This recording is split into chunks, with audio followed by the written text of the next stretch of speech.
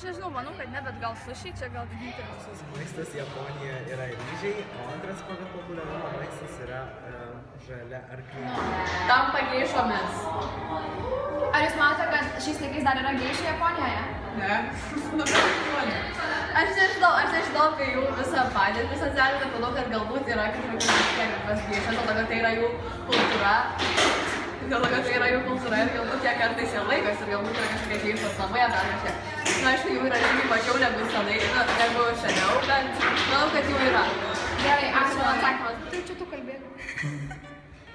Užmušu, karočiui, ką žinau. Valgo daug ledų? Ne. Ne? Ne. Nusiskuta plaukus? Ne. Jo. Gyvena vienas. Jūs pirma, labas rytas.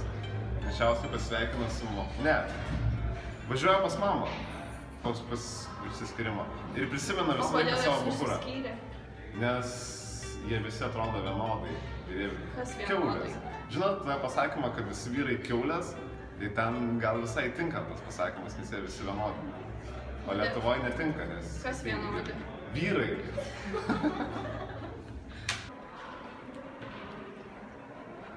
Paliekai? Karosas.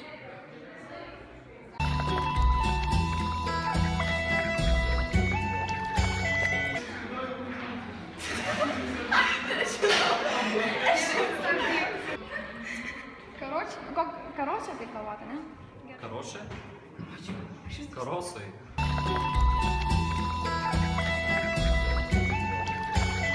Nežinau tikrai. Nežinau.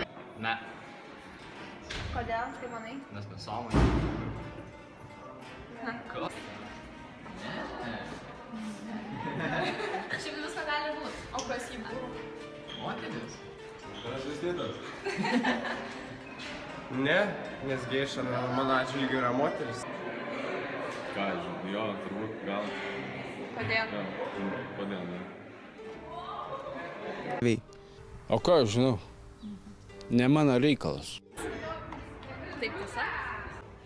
Tikrai taip, šis pašnekovas buvo teisus, pirma geiša buvo Vyto jų. Nežinau, ten dar nebuvo apsilankęs. Labai kultūringi. Jie geri žmonės.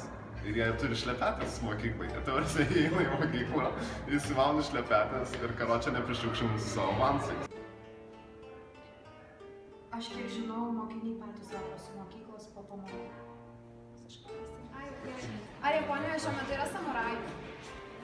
Tai gal Nebent klubas, jo, gal klubas. Nebent palikuoniai išlaikyti, tai jau visi tokie mylės. Gerai, ačiū. Ir ne, nes mes per istoriją žiūrėjom filmą ir tenais buvo paskutinis samurajus. Nėra du. Aišku, kad nėra jie Egipte, kaip man rodos. Kažkas tai žmonių.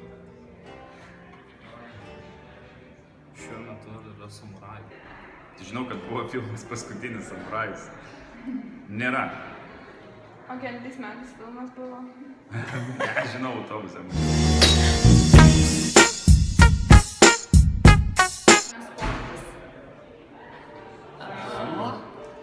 Sumo. Gerai.